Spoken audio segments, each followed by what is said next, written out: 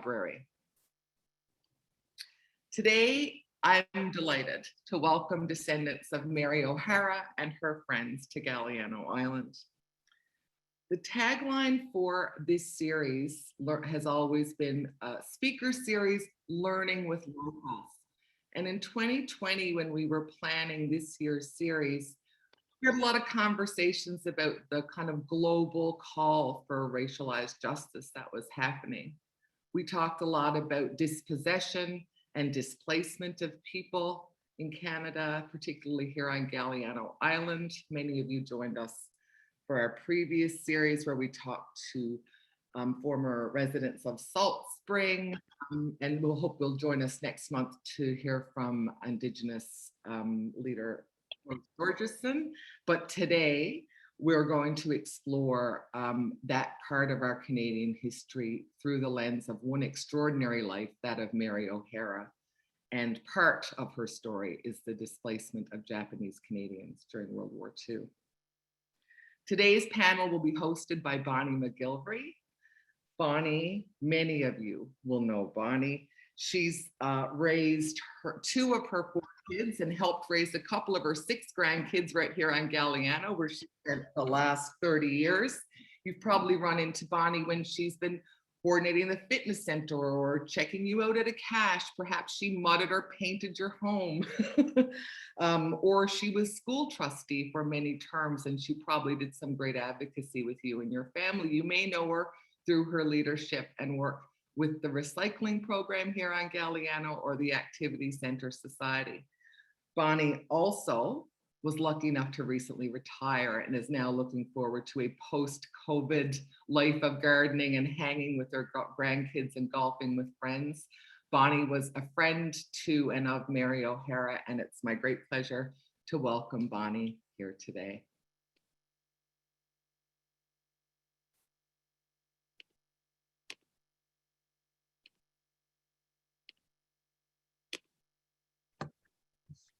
Thank you, Lori. That was very sweet. Hi, friends. I can't see you. I wish I could see you. I wish I wasn't standing in my bedroom.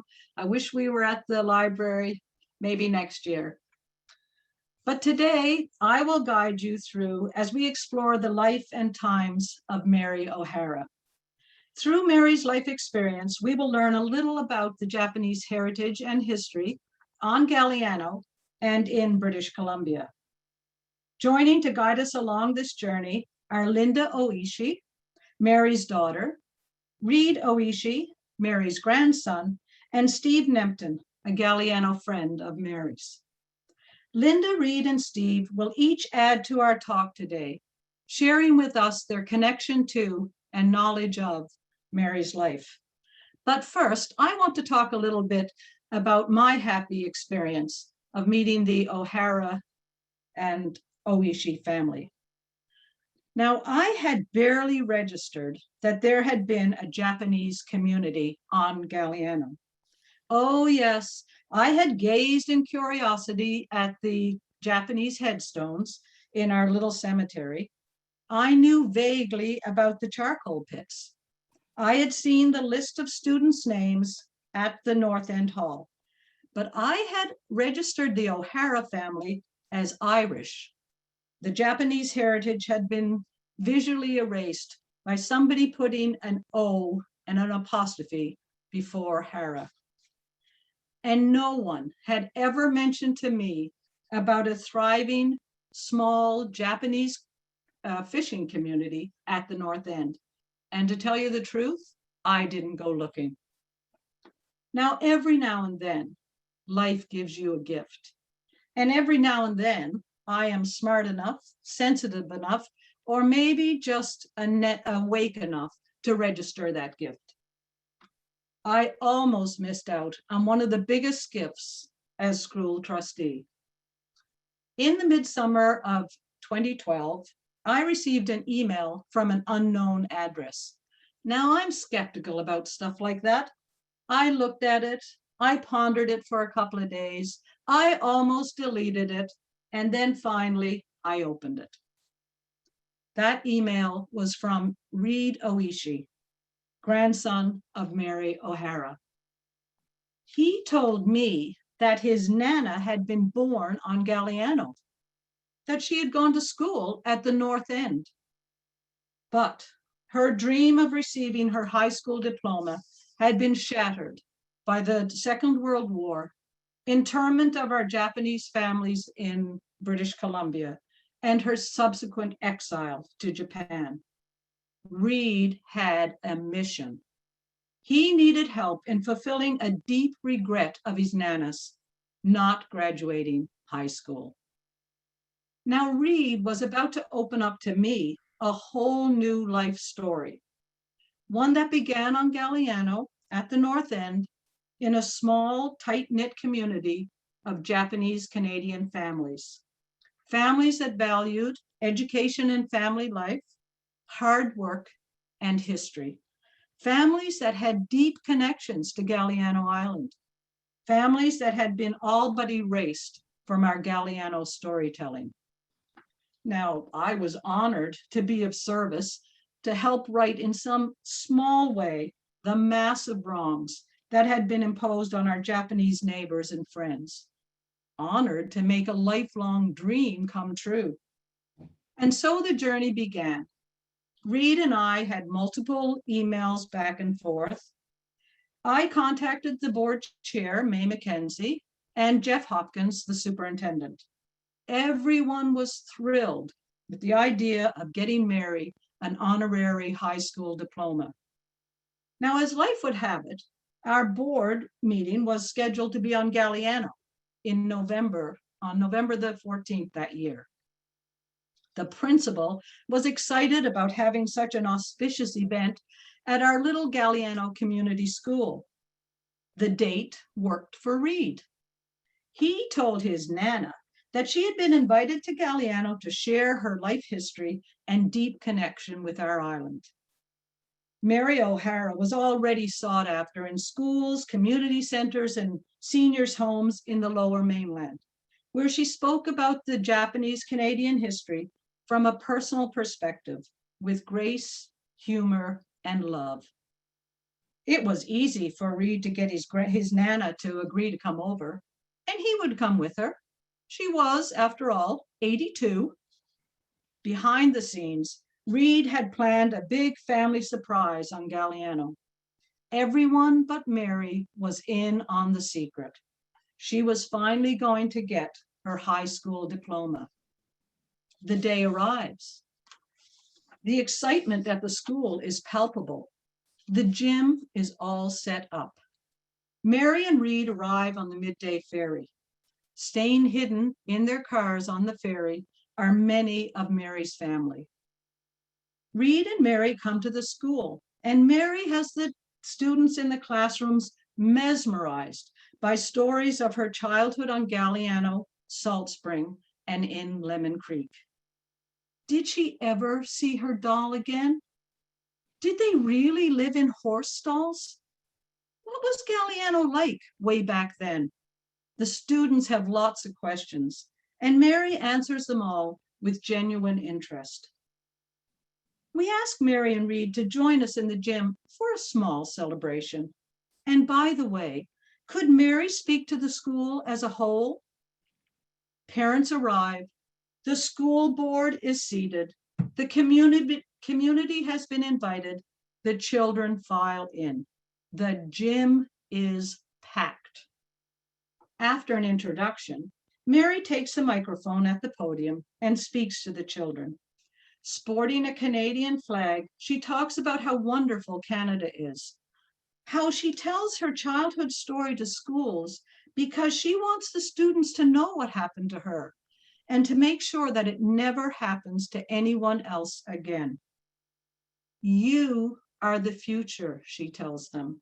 You must keep Canada a free and proud country.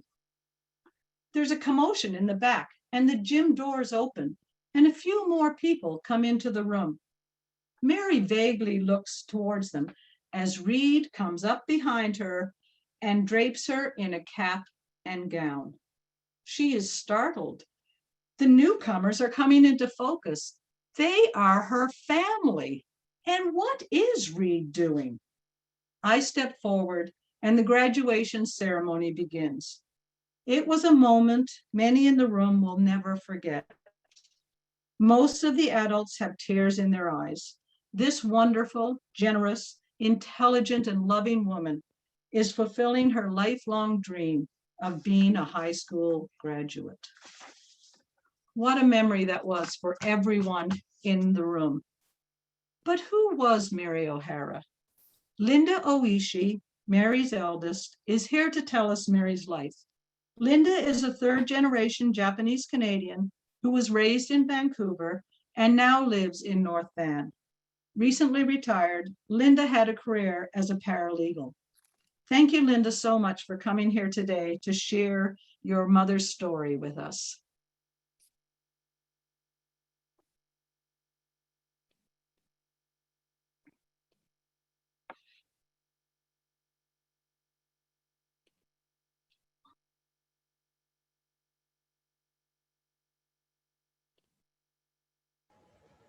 Hi, everyone. As introduced by Bonnie, my name is Linda, the eldest of three children to Mary Ohara. And I just want to start by saying thank you to the library board and everyone involved in bringing this presentation to life. Our mom would be over the moon if she knew this was happening. To provide you with an initial mental image of our mom, she was to our family a very selfless, positive, vibrant, and caring person who was never resentful or bitter despite her difficult childhood. This is a little bit about our mom's life. Kazuyo Ohara, who later changed her name to Mary Kazuyo Ohara, was born November 27, 1929 on Galiano Island to Sajiro and Tsuru Ohara. In 1905, our grandpa Sajiro first immigrated to Canada from the small fishing village of Takui in Wakayama, Japan. And about 14 years later, after a prearranged marriage, our grandma Tsuru came to Canada. Our grandparents lived in Steveston, but later moved to Alcala Point at the north end of Galiano Island, which was at that time unusually populated by Japanese Canadian fishermen, mostly from the same village where our grandparents came. 4 of the 8 Ohara kids, there were 4 boys and 4 girls, were born on Galiano. Mom was the 3rd youngest. First there was Sister Emiko, brother Akio, who died at birth, Sister Ayako, brother Hiroshi, Sister Mariko, who everyone called her Rosie, and baby brothers Iwami and Minoru. The picture shown here, though, is not all the Ohara kids. There are other kids in the picture as well. On Galiano Island, Grandpa cod fished, and in the wintertime, Grandma harvested seaweed from nearby Coon Bay, usually with the help of the kids. The Ohara family would scrape seaweed off the rocks using tobacco can tops, wash, dry them into squares, and sell them in Steveston for about 10 cents a piece, which was a good price back then. They also grew strawberries and dug clams to make a living, and Grandma also delivered babies on Galiano. The Ohara family rented a house on the waterfront, which had a simple well for water for use by all the local residents, and Mom's uncle built an ofudo, which was a Japanese-style wooden bathhouse. It was Mom's older sister and her job to bring water from the well to fill the wooden bathtub, which they carried in a bucket on a stick between them. Mom said sometimes they would start giggling so much it would take hours to bring one bucket down the hill because it would spill so much. After everyone had taken a bath, the same water was used to do washing by washboard, and then the water would be recycled into the garden. All the Ohara kids went to school on Galiano. The school was about a 30-minute walk into the woods, and there would be up to 60 kids attending with only one teacher. Education was very limited back then, and the basic language was mixed with Japanese and English. In 1937, our grandparents decided to move the family to Salt Spring Island, where education was much better. And on Salt Spring Island, and in the early few months of the year, our grandparents would leave the Ohara kids alone to return to Galiano for seaweed gathering. Mom and her siblings would all wake up early, get ready for school, which was about an hour's walk, and then return to the dark house after school and make dinner. Mom would have been 8 at that time, and she and the older siblings were in charge of the 2 younger brothers, Iwami and Miru, who were 6 and 5. On Salt Spring Island, there were a few Japanese families, so most of their friends were Caucasian, and Mom said she started to feel like one of them without any stigma of being different. Mom said that life was finally beginning to turn for the better for all of them, as English was also being used at home. In November 1941, when Mom turned 12, she had a fond memory of a wonderful time at school practicing with her friends for the Christmas concert, which was an Irish dance. Then not long after that, on Sunday, December 7th, she noticed her parents were worried about something, and Mom could hear them talking about Japan bombing Pearl Harbor and worrying about what would happen to them. When Mom went to school the next day and saw her friends, they all appeared to be embarrassed and turned away from her. They had been told by their parents not to socialize with the Japanese, as they were considered to be enemy aliens. It was about a week after this that our grandparents took the kids out of school, as it was getting too dark and to walk home in the winter, and also too dangerous. In December that year, Grandpa became ill. It was also around that time that he received government orders to turn in his fishing boat, which were deemed to be a threat to the BC coast. Grandpa's condition worsened in January, and in early February, they received orders to leave the island. They were told to leave with only 1 suitcase each. Mom tells everyone that she wanted to take her one and only porcelain doll, but Grandma said she couldn't take it because any extra space was required for essentials such as dishes, pots, pans. So Mom hid her doll up in the attic, hoping to come back and retrieve it someday, but that never did happen. The family left on a ship for Vancouver, and Mom recalls seeing the Marine Building and Hotel Vancouver as major beautiful buildings at the time. From there, in about March 1942, they were interned at Hastings Park, which many of you know as the P&E, and lived in the barn stables for about half a year. Most of the men were taken away to sugar beet farms in Alberta or to work on the railways.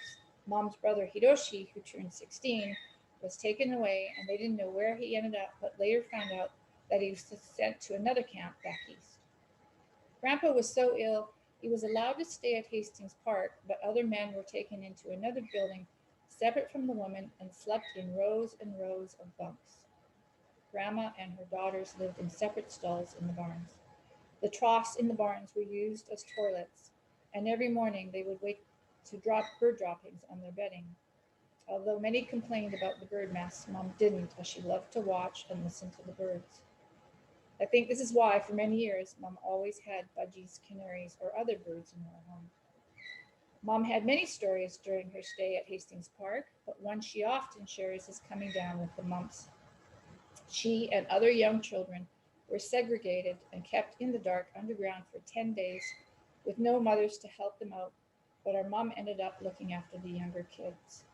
In fact, our family was fortunate enough to attend a live play that took place at the actual barn stables a few years ago, and one of the stories that was depicted in the play was Mom and the Mumps episode.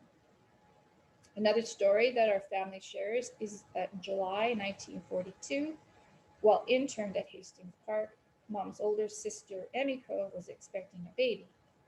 As there were no doctors in sight and Emiko went into labor, our grandma helped to deliver Mom's niece and our cousin Clara.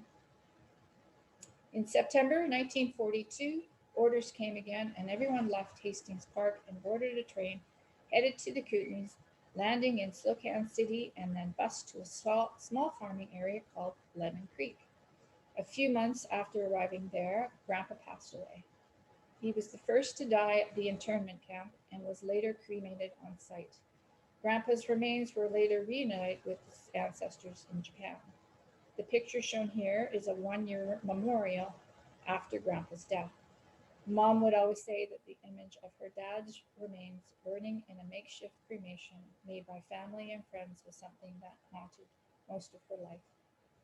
Education in Lemon Creek was difficult, but after a petition was started by the senior elders and mothers, a schoolhouse was built.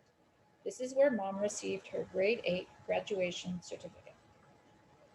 After the war ended in 1945 and with nowhere to go, the O'Hara family left Lemon Creek, went back to Vancouver, and boarded a ship setting sail to Japan, heading for Grandma's home village.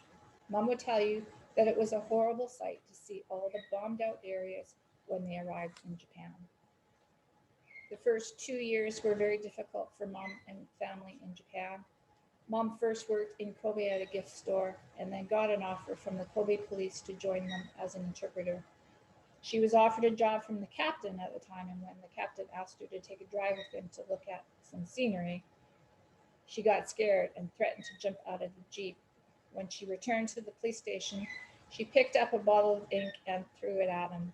Needless to say, she was fired. Mom told us another story from her days in Japan when she was commuting on the crowded trains and a businessman pinched her rear. In true Mom fashion, she took her hat pin and stabbed him back. But as you can see, Mom was not one to let someone get away with things. Not long after that, Mom started working for Mitsubishi in Osaka to correct and type letters in English. It was here she honed her typing skills and office work, and where she really started to learn the Japanese language. A few years later, she worked for Shell Oil Japan. Mom gave most of her earnings to Grandma to help pay expenses, but tried to put away whatever extra she could in the bank. After 8 years of saving, which was about $280, she used that money to buy her fare back to Canada. Mom was 22. However, when she arrived, Japanese yen could not be exchanged into dollars, so she had no money to start her new life. She was fortunate to find a job through a friend, and in September 1954, she found work with Hikawa Maru, which was the ship that brought her back to Canada.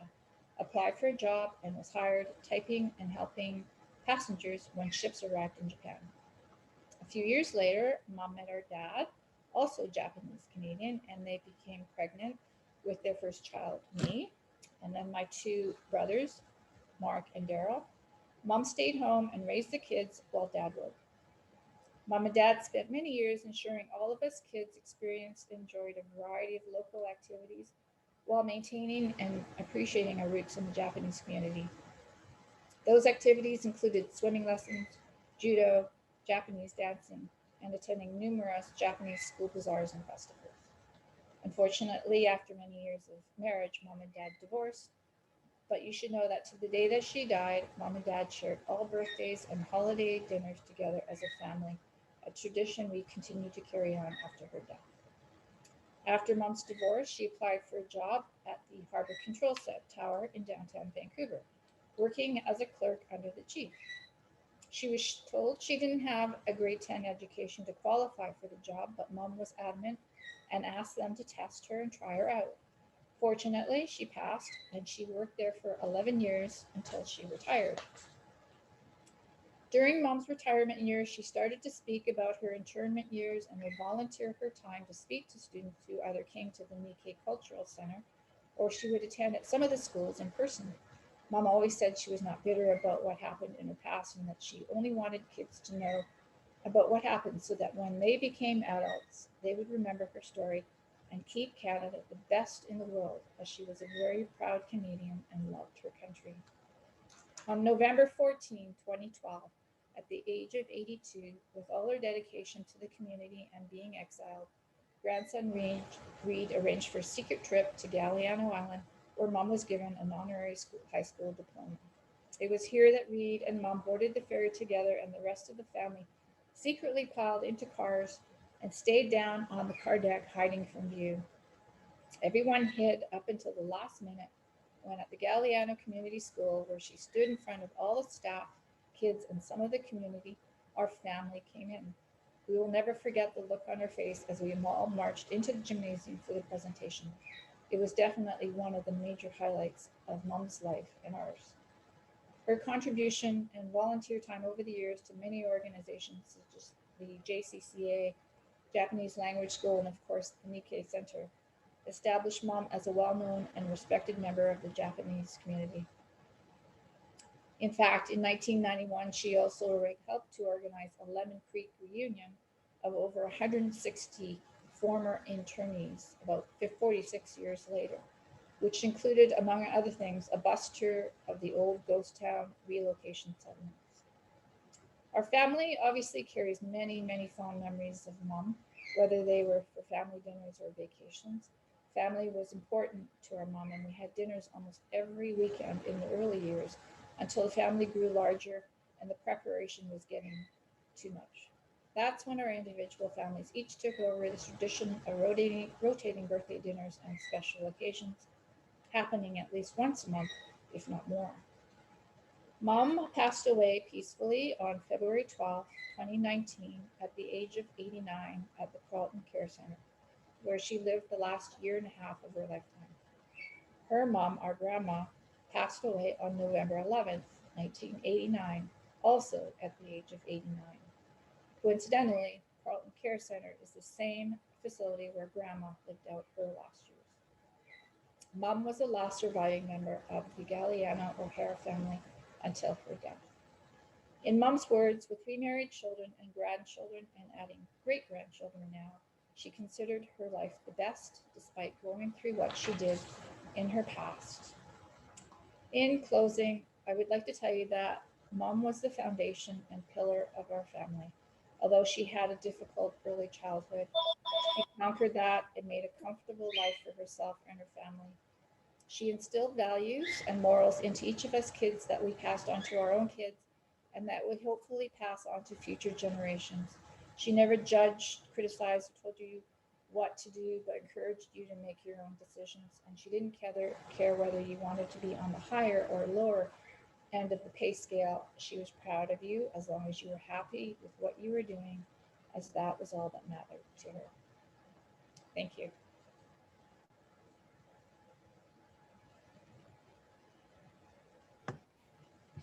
Oh, Linda, that was beautiful. Thank you so much. Your mom was such a spirited and generous woman who seemed to have defied all odds to make a better life for herself and her children and her grandkids and generations on, I'm sure.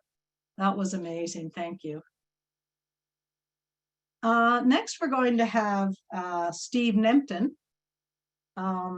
Steve was a friend of Mary's and became a friend of Mary's when he rediscovered, restored, and documented Japanese charcoal pits on the southern Gulf Islands. Steve is here to give us a little insight into that wonderful story. Thank you, Steve.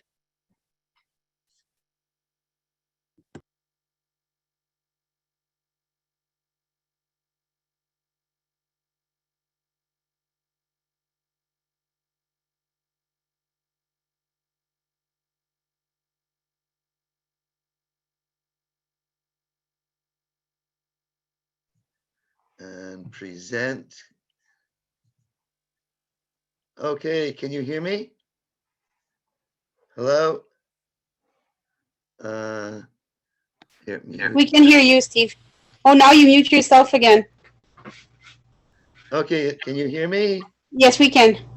Okay, I'm going to tell you something totally different about Mary and tell you a story. I'm so happy to be here. Thank you for inviting me. This is the first time I will have told my story. So I'm going to jump right in with a very short prologue. And that is, I stumbled into a Japanese charcoal pit kiln, and 10 years later, I'd done a lot of research, found 5 charcoal pit kilns, 4 on private property, 1 in the Bluff Park. I had taken all my research and went to the Japanese community in the hope to get a grant to create an historic site. But they really didn't know what I was talking about, and that was the end. Then, years later, 1995, I get a call. Hello, my name is Mary Ohara. Are you the charcoal pit man? And will you help? Can I come and visit you with my friends who are 2 professors from Cornell University? And will you take us to the charcoal pits? And I said, of course, I'd be happy to do that. And Mary came over with her friends. Well, it was amazing. When Mary was sent back to Japan, she did work for a time pumping gas. And with her pumping gas was another young woman her age. Well, this woman married the attaché to it was to Eisenhower for taking over Japan. And now these two people are professors at Cornell University, and they're at my house. And I take them to the charcoal pits, and then I take them back to my house, and I show them all the research I had done over the last 8 years. And they just go leafing through all my stuff. And a lot of it was in Japanese and lots of diagrams. And they had come over in the hope of writing about the history, and then looked at me after a lot of Japanese discussion and said, "We've decided that you will write this history out. And Mary will help you make contact to the Japanese community." Okay, now this is supposed to go. Uh-oh. Why isn't it working? Oh, what's new share? Oh, what's happened here? Talk for Mary Hara. Let me see now. Steve, you're already sharing. We can see the image. Oh, okay, but I wanted to change the image. Hold on. So now what do I do? Share. So just click anywhere on your image. Okay. Oh, I pressed presentation. Use your arrow button. Oh, here we are. I There got we it. go. How do I get rid of this image though? Well, I was fine. I was just trying to get it so you. Advanced files, basic. We're gonna keep pulling it out of each other's. emails. Okay, anyway, you can see the image without the white thing in front? Yeah, oh, I see. Here. Thank you for your patience. Okay, Mary comes over with her friends. And I am amazed, and my first response is that Mary Ohara is a guardian angel and a fairy godmother who has come to help me. So Mary then, next photo, please. Why isn't it sharing my photos? You are in screen sharing, and it's not sharing. There's little arrows. Yes. These? Yep. Go forward. Click it. I clicked it. Oh dear. Not getting another photo. Oh no. What about this new share thing at the top? Is that anything? You are screen sharing. No. Oh no, I gotta look at all my slides. Oh, here's another, here it is. What did I click that I got it? This, Mary comes over to Galliano with Mo Yasaki. This man is the Japanese historian for British Columbia. He's written many things about the fishing. He was a United Nations fishing representative for our country. He also was in the process of writing a book about the Steveston Japanese community. And he was amazed that I had discovered charcoal kilns on Galliano and came over with Mary. The plan with Mo was Mary was going to help me make contact with more people in the Japanese community. Mo wanted me to write an article for Nikkei Images and for the BC Historical News. Now, how did I make that to the next slide? No, I pushed something else. If you are in PowerPoint, there you should be able to just click a down key. Click a down key. Well, I have it. No, that goes back. Mute. What did I press?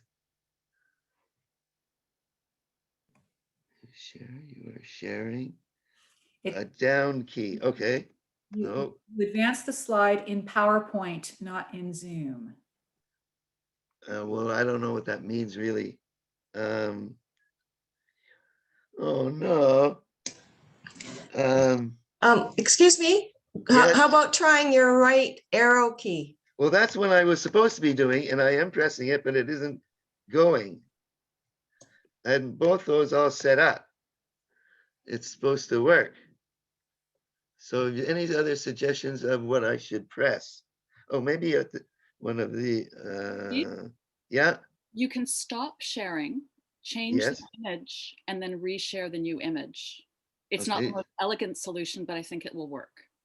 So not a push stop share, which Stop is share, change your image, and then start sharing again. okay, stop share. You are Fingers there. crossed. You are there. No, I don't want to be in this. You are. No way. Steve, it's Yes. Lori. It's Lori from the library. Can I make a suggestion? Yes. I feel like your story is so important and the images are good and we can put them in after for you if you like. Oh, gee. Okay. All right. I'll just tell my story because this is, you know, is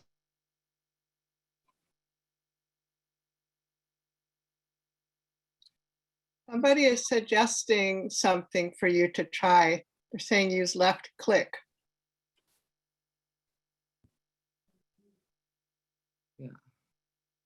Put your arrow on the image. Yes, if you put your arrow on the image and click, Steve. Steve, your image just changed now. And you're also muted, Tito. Steve, and Tito is saying left click. okay. There we go. Okay. So I see what I did if I hold the mouse and then click. Next, Mary brings over the Wakayama Kenjin Kai. You've heard the word Wakayama mentioned already. It is the area where many of the immigrants from Steveston came from Wakayama. Wakayama Kenjin Kai is just like the Galiano Club for the Wakayama Steveston Buddhist community. They came over with Mary. I took them to the charcoal pits, the graves, and the plan was they will pay for a plaque and Mary will pay for the rock and I will continue to restore the historic site. This is the historic site before, and press exit to show floating meeting. And this is restoration after. After that, all of the Wakayama Kenjin Kai came to Galiano to celebrate the charcoal pit kiln. And Mary was so happy. I was happy. This is Stan Fukawa on the very right side. He is well known in the Japanese community in Vancouver. And it was an amazing celebration. And we had 60 people from the Wakayama Kenjin Kai come to the hall. And we had it all set up and food and lunch. And Mary was honored there by Jim Tanaka, who was the president at the time, my son Eli, who helped me restore the kiln, and myself. I thought it was over then, but no. Mary gives me a call and says, I'm coming over with the Deputy Consul General of Japan. Susumu Tanaka is the man on the right. He wanted to meet me. Susumu Tanaka, before becoming the Deputy Consul General of Japan for BC, he was the host for the Emperor of Japan. That was his job. And the reason he was the Deputy Consul General was that the Empress of Japan was coming to visit Vancouver. He wanted to visit me because this man is a Japanese tea ceremony master. And charcoal is a very big part of the tea ceremony. Also for ceramics, the higher quality of your charcoal, the better quality of your ceramics. And the idea is there is no smoke coming from your charcoal when you're doing tea ceremony. He came to Galiano, we showed him the site, and he said, you need an information shelter here to explain. So this man also came to my house and stayed for a weekend, and the most amazing man I have ever met. So over the year, Don Anderson 1 year was the president of the Galiano Club, and he helped me create this sign for the trail.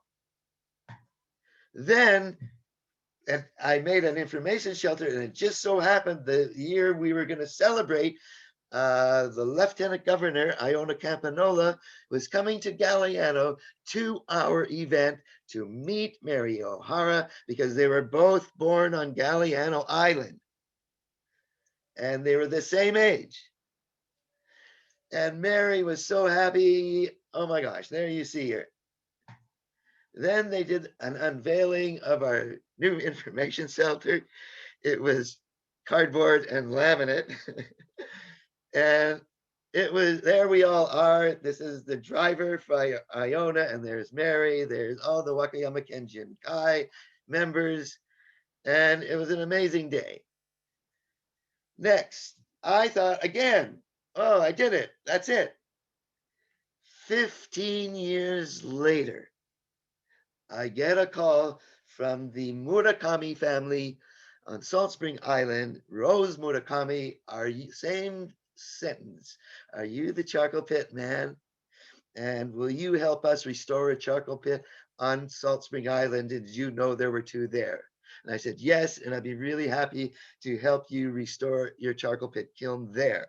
When I told Mary everything that happened with the charcoal and the whole history, and was speaking to her and would visit her, and she would make me the wonderful cookies that she made all of her family. And when I told her the Murakami and I'm going to Salt Spring, she says, I was Rose Murakami's babysitter on Salt Spring Island when they moved there to live on Salt Spring Island. They also lived on the property of the Murakamis, and their cabin, they were allowed to build a cabin there. So I would go over there once every few weeks and tent at the Murakamis. It was an amazing experience.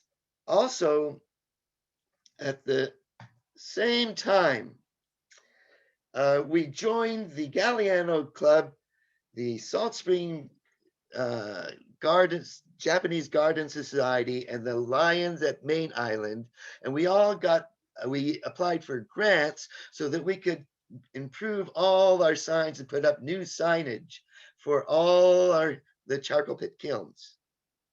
And this is the rock that this rock goes down another 2 feet. And this is a plaque from the Wakayama Kenshin Kai. And then we made new panels from Salt Spring. We also got money to research and write a book about the charcoal pit kilns in the Gulf Islands. So at the same time, when I'd finished the kiln on Salt Spring, I was invited to go to Japan by the Charcoal Association of Japan. And it was a completely mind-blowing experience. I cannot begin to tell you all about it, except that if not for Mary, this never would have happened to me. Again, I was invited again. I worked with the master charcoal maker of Japan. I was sent around to academics everywhere. And again in 2019. So I just wanted to say that Mary was the most amazing, wonderful person, intelligent, kind, gentle, positive, creative, brave, humble, courageous, bright, funny. She loved her family. She loved her community. She was persevering, determined, and an amazing Canadian Japanese pioneer woman.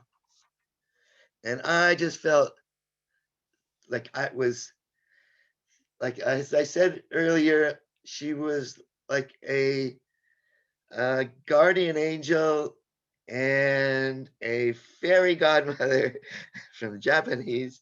And it was like I was being guided by her and through a number of, like, I didn't realize at the beginning that the tumbling into a charcoal pit kiln was like the rabbit hole of Alice in Wonderland, only it went all the way to Japan.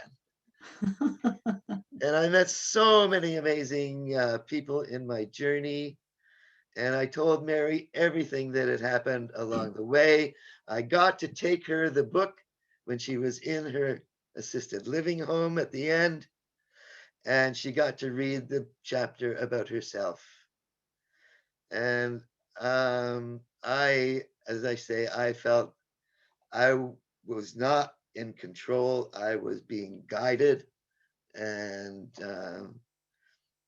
I was so happy to have met Mary, and I just can't praise her enough. And she was the most awesome woman who took me Oh, through thank you. Alice in Wonderland. Thank you, thank you. Thank you so much, Thank Steve. you. And just the last thing, Mary's chocolate pit kiln, jig.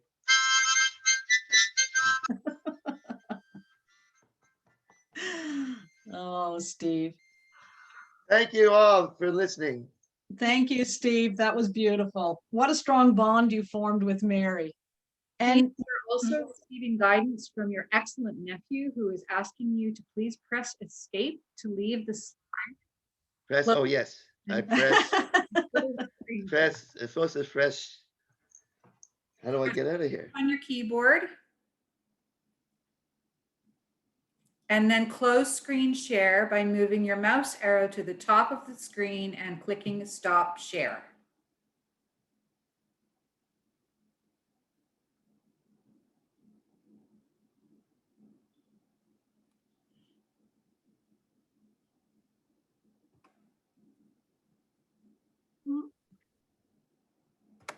Okay, I've just done it for you.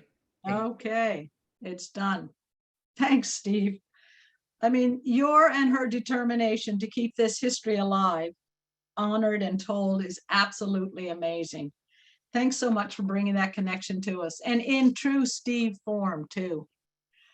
And now, last but by all means not least, is Reed Oishi.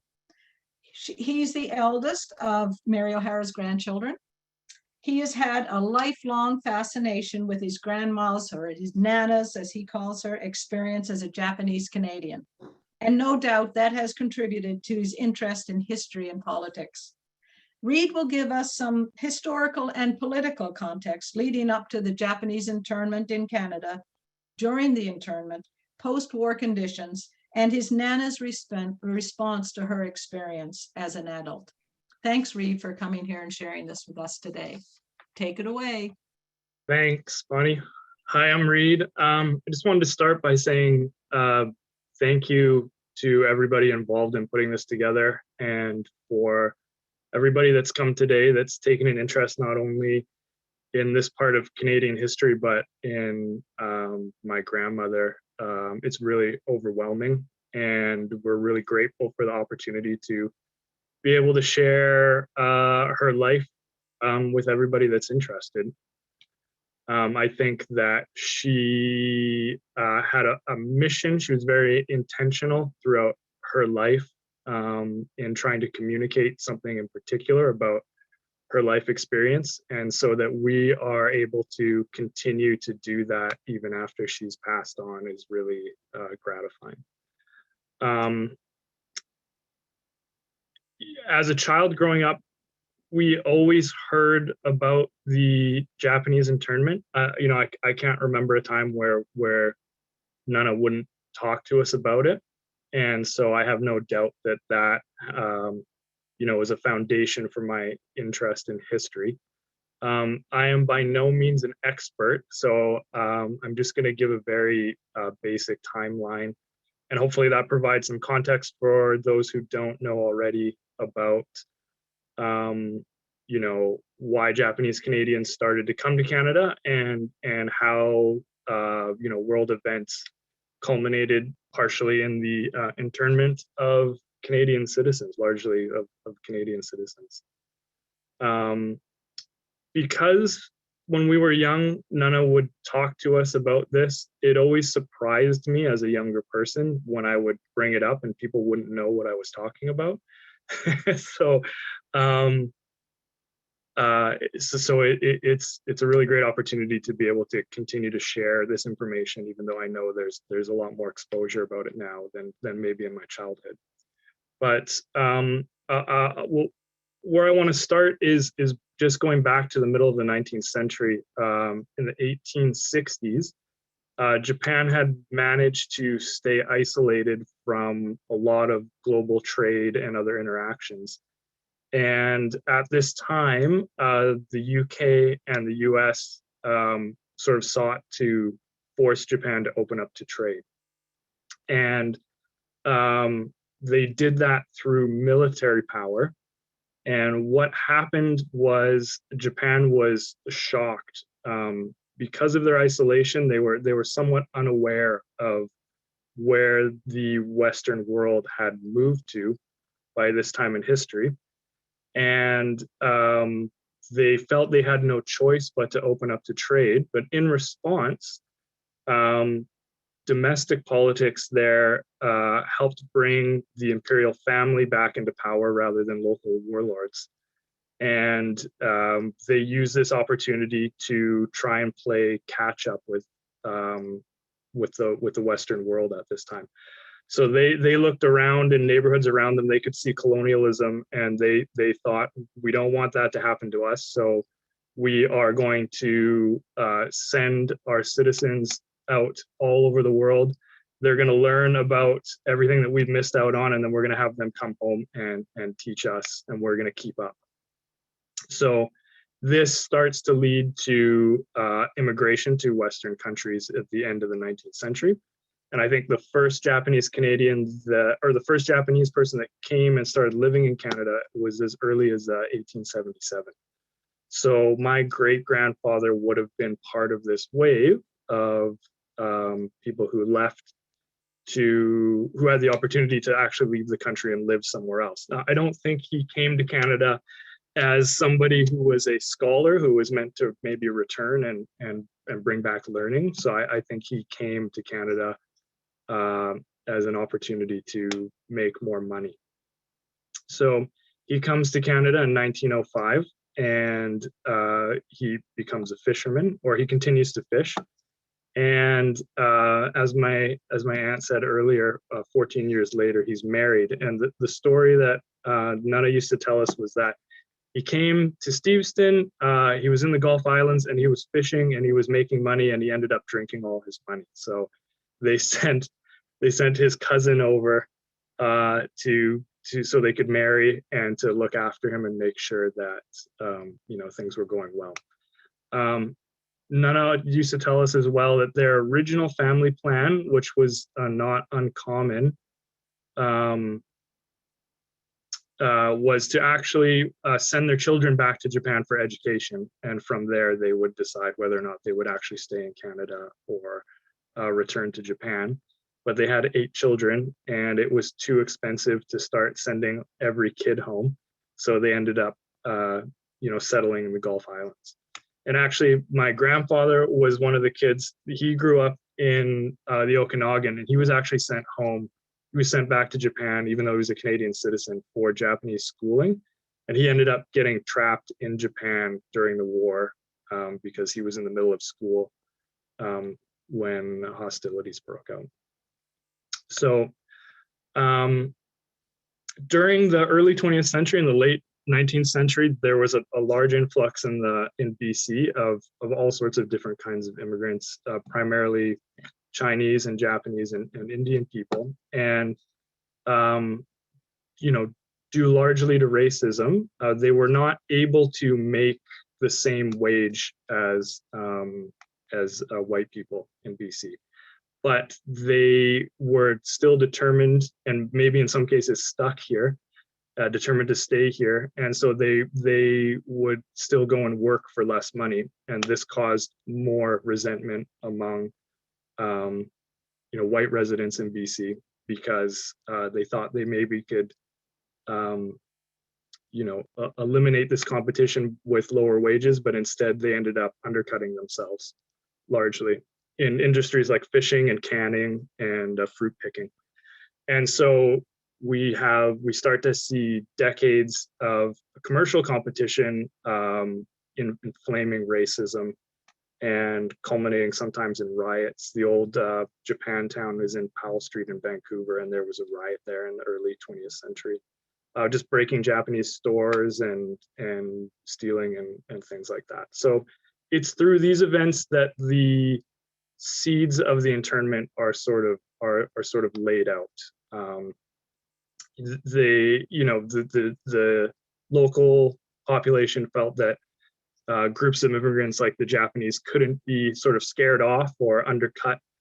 And so when an opportunity through war arose to eliminate this group of people from competition, they took it.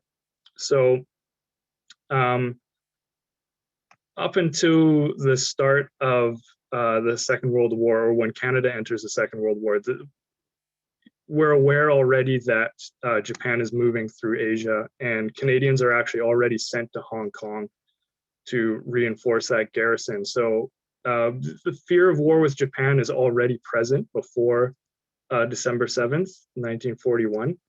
And so when news breaks that Japan attacked the United States, then the BC and the Canadian government are quick to act. In particular, the BC government took that opportunity to remove Japanese Canadians from the coast, I think largely based on on racism. There's actually a story about the Canadian Army coming out to the West Coast and the BC government saying, hey, we need to have an exclusion zone along the coast for Japanese people. And the Canadian Army said, this is a waste of time, forget about it. And they left. And in the end, the provincial and federal government, with the help of the RCMP, started enacting the internment. So in reality, while ethnically Japanese people were branded as enemy aliens, they were in reality actually 3/4 of the people that were imprisoned during the internment were already Canadian citizens, either through gaining citizenship or through birthright. So I always like to remind people that, yeah, ethnically, visually during this time, it would have been easier to identify Japanese people as a group, but actually they were Canadian citizens that were had their rights removed by force. And so Linda was already mentioning that this was done very, very hastily. And that's part of the reason why people were kept first at Hastings Park. The plan went into action in December, and people were moved in the following year. And the government didn't even have somewhere to keep the people that they were going to intern. So they took and sold fishing boats and farms and houses and other property, and they auctioned that stuff off, and they used that money to actually build housing in the interior. And I think it was a 100-kilometer exclusion zone, which was determined. And so I know Nana used to tell us when they arrived there in the interior, half of the houses weren't even finished, and they were built so poorly. She said they were built by local teenagers with the help of carpenters, that you could still see the nails coming through the roof and stuff. So in the time that they were there, they had to fix up the houses that they were given. And Linda said, they arrived in September and the winter came very fast there. So they had very little time to make preparations to live through the winter in the interior of the province. So very, very little care given to, accommodate any people living in a situation like that. One of the things I wanted to add to what my aunt said about my great-grandfather dying there, is he became sick, and they wanted to cremate him, which is sort of a traditional Japanese burial method. And they told him that they couldn't do it. There was no facilities, so they had to gather wood and burn the coffin themselves. And the next day, the family went up and they actually had to pick the bones out of the pile of ashes there. So pretty terrible stuff. In the telling of it, though, she never is bitter or resentful. She always say something like, "Can you imagine having to do that? You know, that wouldn't that be awful?" But it was never with anger, or it was always trying to educate us. So after the war ends in 45, the Canadian government extends the War Measures Act in order to continue to exclude the Japanese from the BC coast. So what they do at this point is they, in 1946, they tell all the internees that they have two choices. They can move east of the Rockies in Canada, or they can go back to Japan. And again, 3/4 of the people who were interned had never even been to Japan before. The information that they had at this time, according to my grandmother, was that they only knew that Japan had surrendered. They had no idea about the nuclear bombs or the firebombing or what state Japan was in. And her father having died, her mother decided that the only people that she knew were in Japan, and so they took them there not knowing what the conditions were. And Nana used to tell a story about arriving there. You know, she was young and she was an optimistic person. And if you look at photos of her in the internment, she's always smiling. And even when they took them to Hastings Park, she said she was amazed at the Lionsgate Bridge and the Hotel Vancouver, and it was like an adventure. So there's a little bit of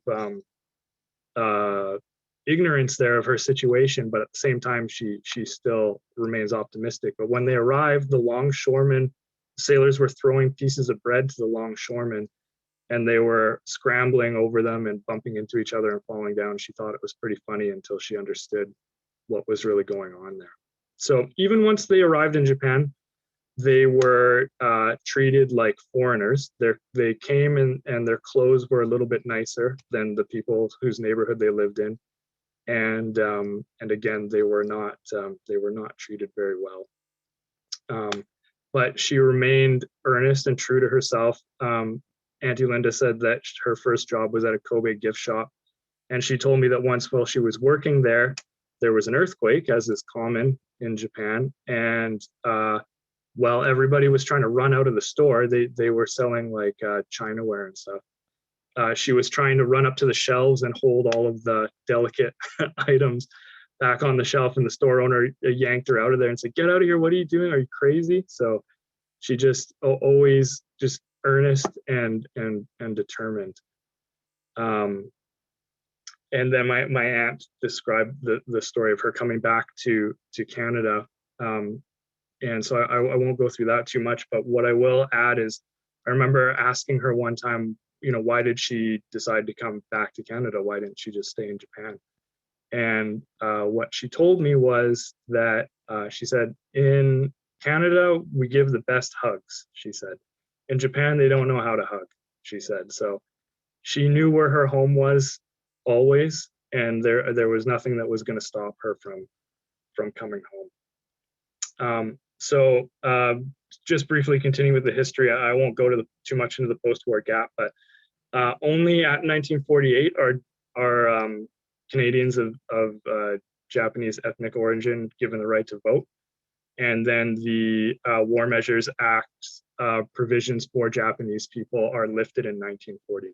So it's 8 years that Canadian citizens are dealing with these restrictions on their rights. And if you go across Canada, you're going to find large Japanese communities in Alberta and Manitoba and Ontario, and that's largely because of the War Measures Act. In the 70s and 80s, some of the documentation comes out about the internment and the Japanese Canadian community gets together to try and seek redress for their property that was gone and the rights that were put on hold for a few years. So in 1989, those who applied and qualified individuals were given $21,000 and a written acknowledgement. And the Prime Minister at the time, Brian Mulroney, I think, gave an apology in Parliament. So that would be equivalent today to almost $40,000, which is not nothing. But when your whole house is taken away and your livelihood and 8 years of your life is put on hold, it seems like it's hardly anything, right? But just to finish, I just wanted to note that she would sometimes tell us about a Japanese phrase, which in modern times is shigata ganai, or as she would say shogunai. It literally means that nothing can be done. And so that's where you find a sort of stoicism in that first and second generation of Japanese Canadians, is that, they didn't talk about it so much. But even though I believe that she would take that attitude through her life, she would always take the next step and say, nothing can be done about what happened, but we can always work from what's left that's positive and improve it. And I feel like that was the message that she tried to give us as her grandchildren through our whole lives, and the message that she tried to convey to young people throughout the country who had no idea that this had gone on. She never expressed that she was bitter or angry or resentful. She always tried to bring a message of perseverance and optimism and positivity. And I feel very lucky that she's been such a large part of my life. And I always like to add to, and I know I said it at the start, that she wanted people to remember that this happened so that we never repeat it. And I always think it's worth including that this was something that happened to Canadian citizens, not to foreigners for whatever reason you want to argue about. This was us doing this to us. So we can't forget, and we should be optimistic in moving forward and helping in whatever areas we can, because she believed in where we live, and there's we can improve and remain optimistic. Thank you, Reed. Thank you. That was amazing. I knew very little of that history, so that's a really good refresher for all of us. And I've written down words. I mean, your grandmother's resilience, patience, love, optimism, all of this shines through in this whole series that we've done here today. And it's quite obvious that she had a big impact on a lot of people that aren't here today, but definitely everybody that is here today, your whole family. Yeah, you want to say something? I just want to add, just maybe to bring it back to your story. Part of the reason why that event and her receiving that high school diploma was so important to me personally was that a couple of years before we went and made that possible, she expressed to me, I think she was in her early 80s, she expressed to me that she had no regrets in her whole life except that she didn't graduate high school. And that was out of her control. She could not have done that. So that's the kind of woman that she was. I have plenty of regrets in my life. So for this person to say, I have only one regret in my whole 80 something years, then there was no reason to not try to make that possible, right? So we're so grateful that you guys helped us out with that. And Reed, for you to take that from her and make it happen just shows her living on in you, and how she, probably her whole family, lived their lives through her example and the way she lived her life. She's just an amazing woman. Absolutely. Thank you so much. This was a fantastic day. I hope people have questions, and I hope we have answers for those questions. I want to pass it over now to Lori and see what's come up in our little chat, and we'll see if we can deepen this conversation just a little bit. Thank you, everybody, for participating. So just quickly before we go into the Q&A, you can do a question and answer a couple of ways. You could just ask me to light you up, and you can ask Linda, Reed, or Bonnie, or Steve your question directly, or you can just pop your question or your comment into the chat and we'll relay it there. I will say for folks who are still on, at the end of the chat or the end of the Q&A, you will be put in a draw to win a fresh copy of Island Forest Embers, which includes a story about Mary's participation in Steve's really interesting work. I'd like to also acknowledge that Helen Russell is on our call today. Helen is a local genealogy buff who is incredible at what she does and was able to provide us with images and stories from our very own records and our own graveyard. So Helen is also on hand for anybody who's got questions about kind of the long reach outside of the Ohara family. Anybody have a question? I'm happy to take them. Suzanne, I'm going to ask you to unmute so you can ask your question. I'd just really like to thank Reed and Linda, and of course Bonnie and Steve for this presentation on the auspices of the library. I was one of the contributors to the Embers book, and it was really a pleasure of mine because I've lived at the North End, or we've had property here for over 30 years. And I've spent a lot of time on the beaches, on the trails of the North End, and found a number of Japanese artifacts. And it was just really a thrill when Steve Nemton introduced me to people from the Salt Spring Island Japanese Garden Society, and some visitors from Japan who looked at all the artifacts and took notes about some of the writing that was on the little bottles. And there were small blue and white bottles and lots of glass fragments. So that was one of the big pleasures of my life. I had a question, I had a comment, which was that when I started working on my contribution to the book about the North End, I wanted to interview some of the Indigenous people at the North End who lived here with the Japanese Canadians. At times there were almost 400 people at Salisbury Bay.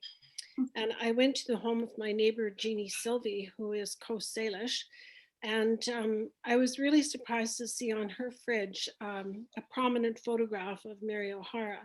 And all those years, Jeannie had kept Mary's memory alive. And I believe they met, Steve would know dates and times better than me, when a delegation from Stevenson came over, and Mary particularly wanted to go up to the North End to see, just to see what it looked like now. And I think, you know, our past is very layered on Galiano. We have to remember that many other communities, Japanese, Indigenous, Chinese, walked here before us, and we have to honor that. My other question is sort of more to Helen or to Reed or Linda. I wonder if anyone has researched some of the other Japanese families whose children's names appear so poignantly around the North End School. I did some research into the owner of the one Chinese saltery, but the 6 at the North End were Japanese owned. And I assumed that those children were the children of Fisher people or people who worked in the salteries or the Japanese saltery owners. So I wonder if any of the other families have been traced. I don't know if Reed or Linda or Helen, if you're aware of that. I don't know that, sorry. Okay. Helen, I'll ask you to unmute.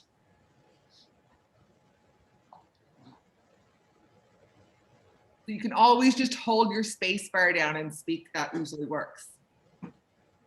I have tried several times to do much research for the families, the Japanese families that were up there. And there's just very little to be found easily, I guess. And so I haven't had much luck, except there was one boy who I happen to remember because he had such an interesting story. He ended up being an artist, graphic artist in Toronto. And he had done a painting for one of the principals that was up there, Mr. Flitcroft. Yes. And it eventually, I think it's at the hall up at the north end, is he not? That was my understanding anyway. Yeah, if it's not up right now, I'm sure that the NGCA would have it in their archives. But it's just such a fascinating history, and I really appreciate Reed going through all that detail. I've read about it, but when you speak it, it really comes alive. And Linda, for talking about your incredible mom. I met her a couple times. Thanks so much for your time, everyone, especially Steve. Thanks, Suzanne. For your interest. I just wanted to share that Yuko Shibata says, thank you very much. Linda, Reed, Steve, Bonnie, and others. I knew Mary through JC community events, always acknowledged each other. Steve, do you remember us, my family members, Bill and Ann, visiting you on Galliano years ago? Steve, you're muted. Just press your space bar, please. Thanks. Big long one. The microphone. There we go. One thing, when I was researching all the fishing of the saltries at the north end, there were one major Chinese fisherman, and they lived there, but there were also 4 other canneries that were Japanese. One of the names that comes up right now is Oda. And I think I have somewhere where in papers that was named the other Japanese companies that were working at the saltries. What was the name of I can't remember that you said then the person that says I might remember them? Sure, it's Yuko Shibata, Shibata. Well, so much has happened to me from Japan. There's no way it's in my memory right now. Thanks, Steve.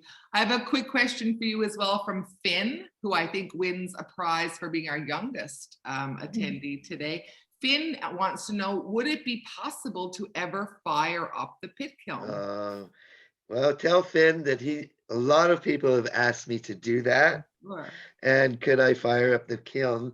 The unfortunate thing is that the fire hazard would be extreme. Also, every kiln, and the kilns here in BC, there are 15 kilns in all the islands. And it's interesting, here's another story from Mary, is near the end of her death, when I went to visit her at the home, her memory of the charcoal man that lived at the north end became very clear. And she remembered walking from Alcala, for those of you that know where Alcala is, towards Sultry Bay. And where we were walking, Suzanne, where we were close to where there was an old man who had a kiln there. I totally remember that. Yes, and I'm pretty sure that you and I have kind of sussed out the area that he must have lived in. I think it was right around where I said, "Oh, look at this." Yeah. But every kiln had to have a cover over it to protect it from the elements. If a kiln was burning and it was raining, it would explode. So they all had cedar roofs over the kiln. And soil. And so to get a kiln firing, it takes an entire day to fire up a kiln. And then it smolders for like 4 days. So tell Finn, you can make a small model of a kiln that is 1 meter by 1 meter. I'm sitting here with my wife, who's a firefighter, who's making faces about firing up pit kilns on Galliano Island. I just don't try it at home, kids. No, don't do this at home. If I can interject something else, though, Brian Smallshaw, whose wife is one of the co-authors and members of the Japanese Garden Society, he has begun producing biochar on Salt Spring Island, and he sells a small charcoal maker, and charcoal has many uses for purification. So if anybody wants to contact him, I'd be happy to provide that, or Keith or Steve could as well. Suzanne, if you can send that to me, I'll put it up on the Facebook page for this event, and folks can just kind of double back to Facebook and see it. Or you can pop it in the chat, but the Facebook tends to have longer legs. Other questions and comments, lots of positive feedback from our attendees just about how this is an unknown or a thin history for some people, and this has been very, very enriching. Here's another question about the kiln to Steve. Was that big tree that's now beside the kiln already there when the kiln was built? It would have been to the left of the kiln. If you look at the cedar tree, they grow in these columns. So there would have been on the far left of the kiln a small cedar tree, because that cedar tree is over about 150 years old. And the kiln was there in 1895, 1890s to 2010. So the tree would have been started. Thanks, Steve. I have a question from, I've lost my. It was from me, Lori. From Kathleen. Go ahead, Kathleen. Hi, not a question, but a comment. I just wanted to thank all the presenters. I grew up on the North End, and I've spent many, many hours in the North End Hall looking at all of the students' names, and I had no idea. So my parents still live at the North End, and I'm not right now because of the pandemic, but I'm home often. And yeah, countless hours looking at those names and wondering the history. So I really, really appreciate you sharing about your mom and your grandma. It was, I can't wait to learn more. So thank you.